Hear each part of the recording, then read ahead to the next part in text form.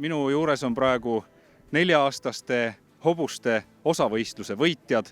Nende selja taga on praegu pingelised päevad. Eile oli esimene osavõistlus ja täna juba hüpati natuke kõrgemaid parkuure.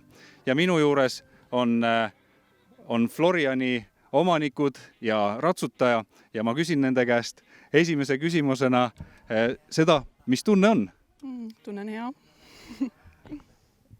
On ka tunne hea, veel ei ole võib-olla kohale jõudnud see kõik.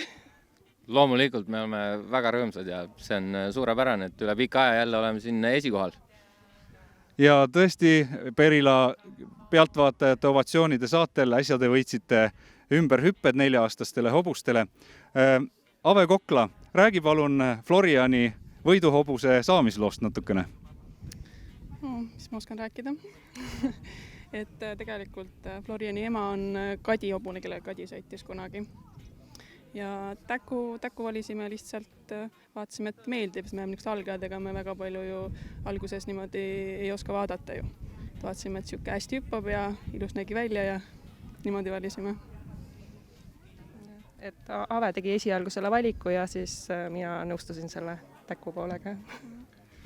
Ja kui see varsakene Florian sündis, kas juba siis te võisite aimata, et 4 aasta pärast saate te maista siin Jaagup Kallase abil võiduvilju selle hobuse vägevate saavutuste näol?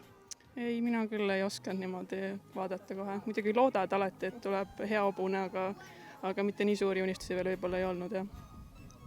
Ma olen sama siin, et see hobune on terve ja tubli. Ja see täkk on Niihofist pärit ja see, kes on Floriani isa ja ema isa, tähendab, ema on Andres Kallaste käest ostetud ja tema kasvatatud, nii et selline kombinatsioon sattus siis Tõnise talli Hiiumaal. Et te olete kaugelt mere tagant tulnud, et öelge, kuidas reis läks? Reis läks hästi. Pikk, aga hästi selles mõttes ei ole tegi öelda. Ja tegelikult mina elan Tallinnas, töötan ja elan Tallinnas. Et ei ole pikka reis olnud. Jah, siit Perilalt siis oli hea sind siia võtta juurde ja kui Eesti Sporthobuste kasvatajate seltsi juhatuse esimees Joel Jürisson andis auhinna üle, eks ole, oli hea tunne küll? Muidugi on hea tunne, uhke tunne. Ja Jaagup Kallas, sina oled Olli Royaliga käinud maailmameistrivõistlustel. Ütle mulle sellist asja, kas Florianiga sõites oli kasu ka nendest kogemustest, mis sa sealt hankisid endale Olli Royaliga sõites? Ja kindlasti oli, sest noorte hobustega üldse on ju alati selles mõttes keeruline, et kunagi sa ei tea, mida nad teevad ja mida nad äkki võivad karta või mis neile pähe tuleb siin. Ja eriti veel tänavusel hooajal, kui oli meil väga lühike see hooaeg või on olnud siiamaani, kuna see viiruse paus oli siin sees. Ja Florian on ka siin esimestel võistlustel on meid ikka üllatanud, aga täna ta suutis ennast kokku võtta ja tegi super töö, et mina olen temaga väga rahul. Kui Ratsanetis Floriani võistlustulemused on aastast 2020, siis tema on ikkagi värske võistleja ja tema jaoks võis olla see suur Perila keskkond ikkagi midagi täiesti uut moodi. Ja, no muidugi me siin peale seda koroonapausi saime siin Perilas ka ühe väikese võistluse teha. See oligi tema jaoks esimene võistlus ja kui nüüd võrrelda seda aega ja nüüd ma ütlen 3 võistlust hiljem vist ja siin tänast siis neid 2 võistlust ei anna võrreldagi, sest esimene kord meil oli tegu, et üldse soojendusväljakule saada, et ta on selle ajaga väga palju arenenud ja väga mõistlikuks muutunud, et loodame, et see progress jätkub. Jaa, väga kena ja võistlustel või võistlusrajal paistis hobune tõesti liikuvad sujuvalt ja lausa lust oli vaadata teie sõitu.